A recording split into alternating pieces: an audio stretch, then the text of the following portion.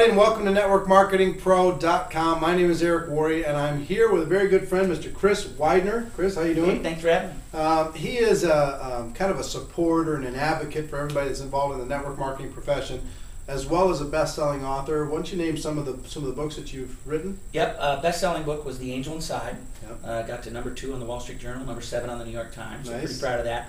Last book was called The Art of Influence, Becoming a Person Others Want to Follow. Right, awesome. And you've done some stuff with the Jim Rohn stuff, and you're looking to follow up with that? Yep, we wrote a book together called 12 Pillars, which is based on the information, the Jim Rohn one-year program that I wrote with Jim. And we decided to come out with this book called 12 Pillars, and it sold very, very well, still does. And so now we've got a follow-up. So, the books that I write are fiction, little parables. And so we're taking the main character who had learned all the lessons in 12 Pillars, and we jumped him forward 30 years. Nice. And so what did he become, and what other lessons did he learn? So, yeah. What was it like working with Jim Rohn? Jim's an amazing guy. I've been so fortunate to work with a number of different, what we call legends. I had a TV show with Zig Ziglar, and got to co-write this book with Jim Rohn, and it's really pretty amazing when you look at these long careers. Mm-hmm. Anybody can blow up and get big for a couple of years, but the thing that I really appreciate about people like Jim and Zig is the longevity that they had. In fact, the subtitle of my new book, above all else, and subtitle is the most important lesson for achieving, sustaining, and enjoying success. Lots of people can achieve success, but the real secret is how do you sustain it and enjoy it at the same time. So that's the thing that I most appreciate about a guy like Jim. Doing it for 40 years, never having these big failures that took him out of the game, lives what he talks about. And so as a young guy coming up, you look at that, and I've done a lot of work with Jim, so people will say, are they sort of grooming you to be the next Jim Rohn? And I would say, well, number one, nobody's ever going to be nobody's ever going to be the next Jim Rohn. But if you give me 40 years, I'd love to be mentioned in the same breath with you. Yeah, wouldn't that be something? And that's what we see speakers all the time. They come and they go. And for me, the goal for my life is to live it like guys like Jim and Zig and Charlie Tremendous Jones, and people who've been able to sustain their success and finish well. Yeah, that's great. Well, let's talk. Our audience is interested in the network marketing profession. Yeah. They're interested in being able to learn information that will help further their careers, be able to develop their skills. What we were talking in the elevator on the way up to sit down here. Yeah. Why don't you share with them and share with me what we were talking about? The different kinds of income. What makes network marketing so special? Yeah, it's important, I think, for people to understand what they've gotten themselves involved in.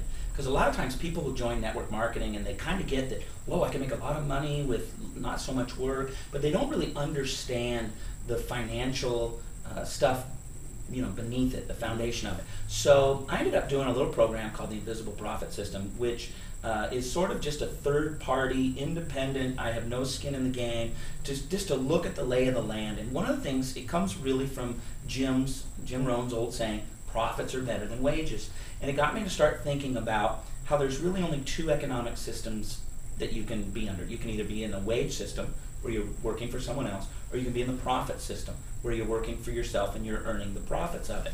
And most people go into the wage system. In fact, what do your parents tell you to do? When you get out of high school, you're supposed to do what? Go to college and get a job. That's what everybody tells their kids, right? So we've sort of ingrained it. Go to college, get a job.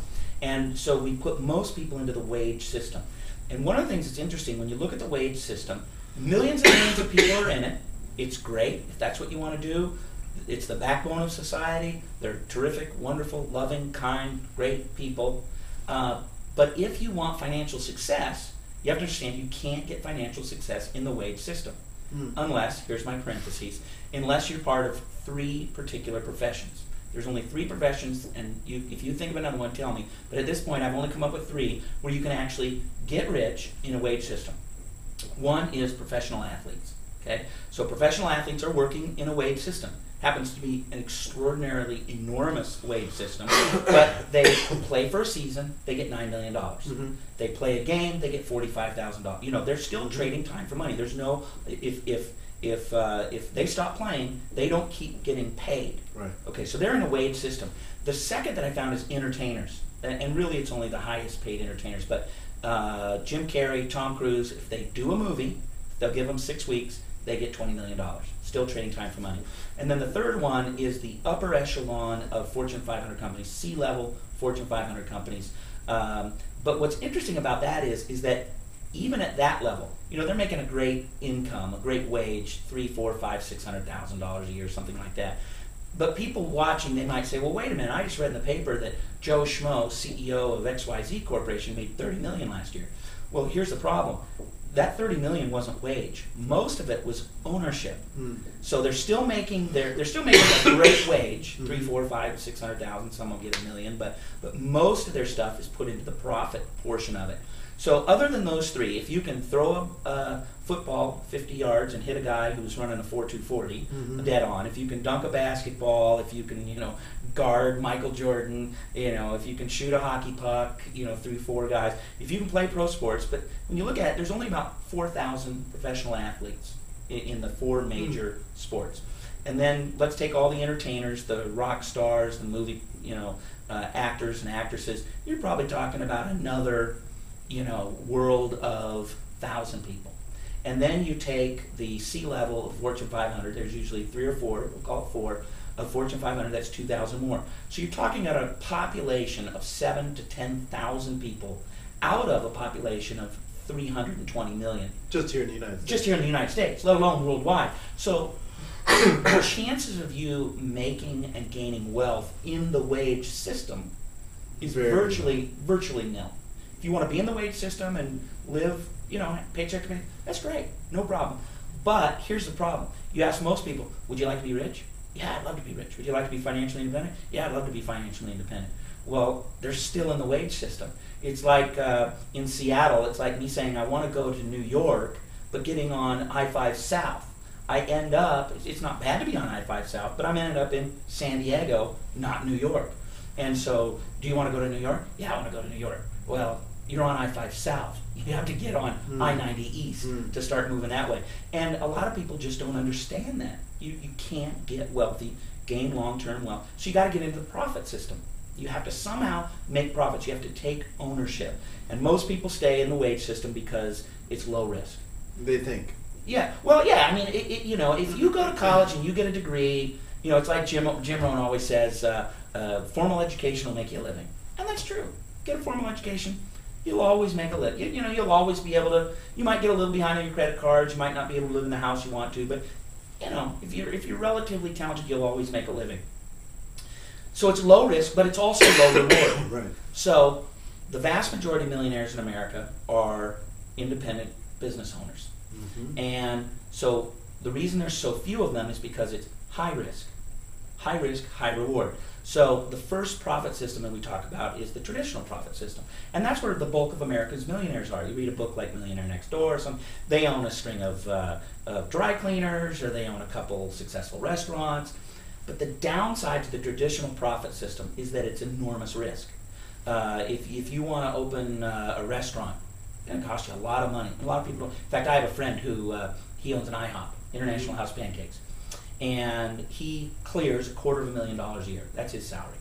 That's his profit off of this IHOP. But he paid $1 million for it. Well, the vast majority of people do not have $1 million to sink into it. So there's this high threshold for getting into it. If you can get into it, it's great. Kick off $250 a year.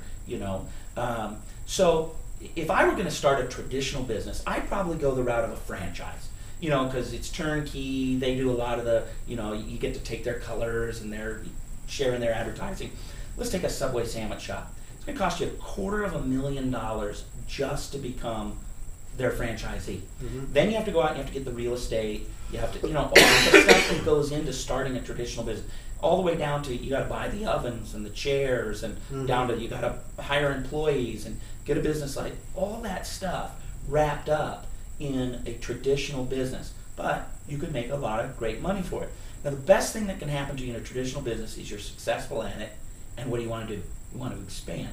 But that's also the downside, because what do you have to do to expand? You got to go to the next town. you got to rent some more space, you got to hire more employees, you got to pay another, they probably give you a discount if you're going in for your second franchisee thing. But, all of a sudden, it's still high risk, potentially high reward, but still high risk. So I started thinking, okay, is there something that combines the low risk, high reward? And it's what we call the leverage profit system, leveraging.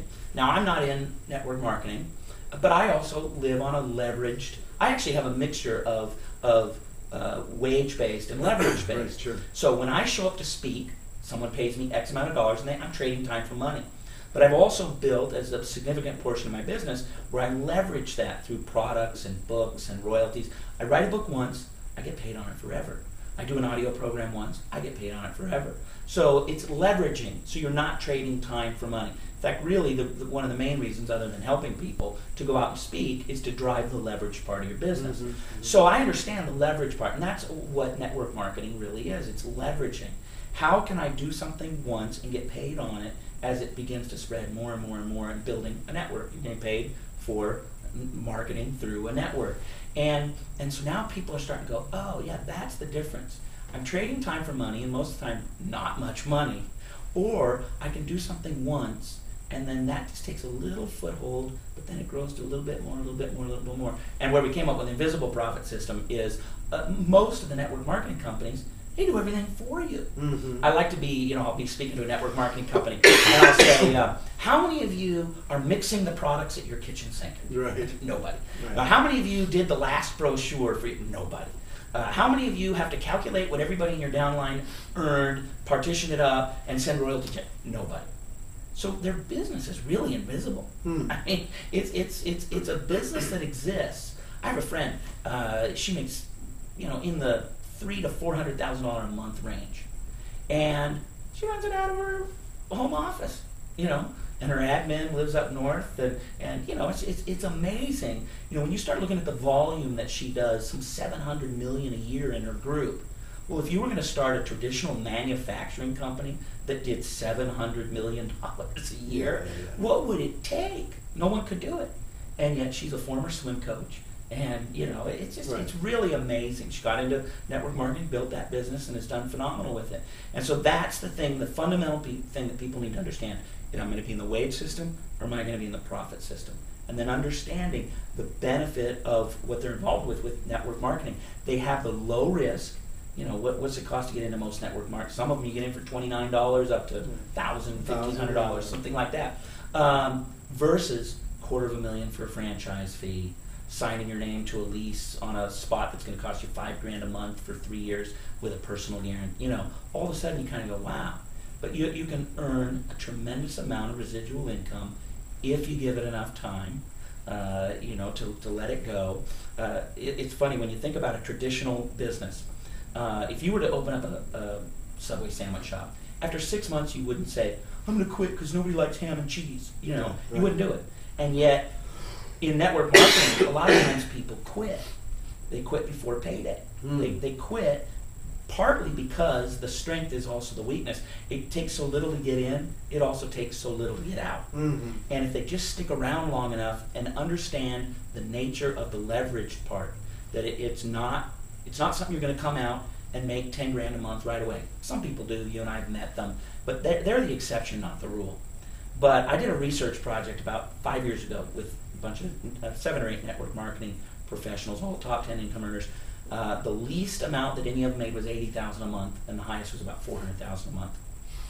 Now, what was interesting was that the one who made the $400,000, she was in the business 21 years, and she made the most, and she was the longest of any. The one who made the $80,000 was the guy out of all of them that had been in the least amount of time.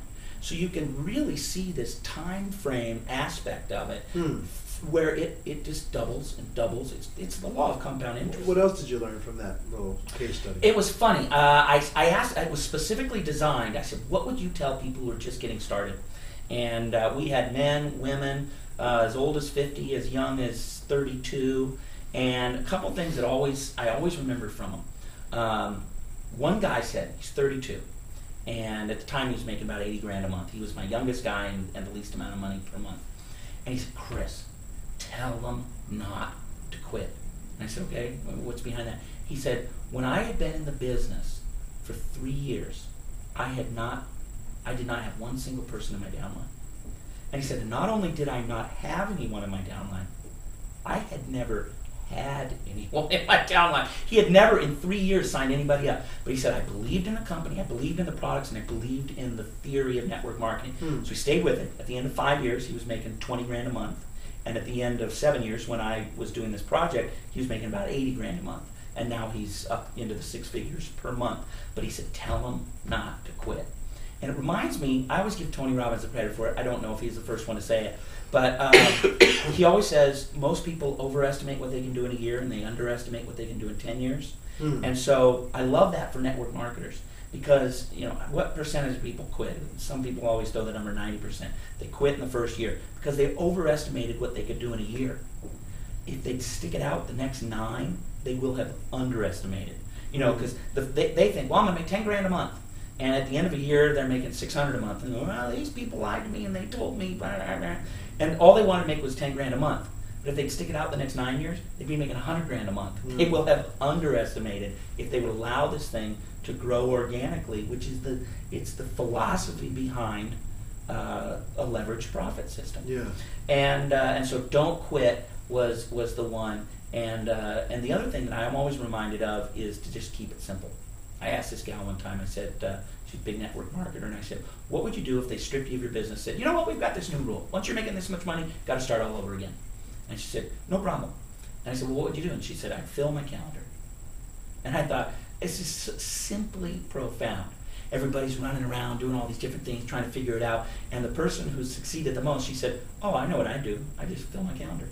That was it. I'll meet you at Starbucks at 9, I'll meet you at Starbucks at 10, I'll meet you at your home at 11, and just fill my calendar and tell people and tell people and tell people and tell people and tell people and tell people. I love that. Yeah, and I tell people all the time, she's one of the biggest network marketers in the country right now, and I love that simply, I'd fill my calendar. What's she earning now? She's up in near 400. 400,000 a month. Yeah. Wow. And I just love it. I'd fill my calendar. And you got all these people out there, how you do it? What's the secret? Well, you make Fill your presentations. You Fill your calendar and talk That's to some it. people. Talk to people. Yeah. I love that. Yeah. All right. Well, listen. All of this stuff is fantastic and it's amazing. And there are tens of thousands of people watching this program all over the world. Yeah. 50 countries plus are watching what we're doing on a daily basis. They all want to become network marketing professionals, and they all are trying to unlock the code. Yeah. Do you have any particular message that you're kind of known for that would be valuable to them? Yep. And if you do, look into the camera and give it to them, would you? Yeah.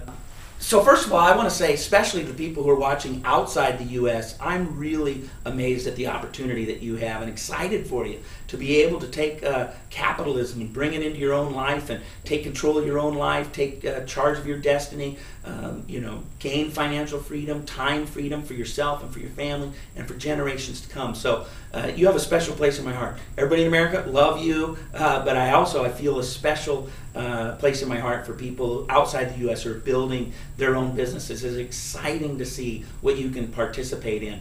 In terms of sort of my special message, one of the things that I talk about a lot is winning with influence. How do you win at life? By becoming an influential person. And influence, typically people think, what do I need to do to this other person to get them to come over to my side? And so influence is sort of persuasion based. What do I need to do to you to get you to believe what I believe? And what I like to do is sort of flip it upside down. Instead of saying, what do I need to do to them to get them to believe, I say, what do I need to do to myself? How do I transform myself so that other people view me with trust, respect, and admiration?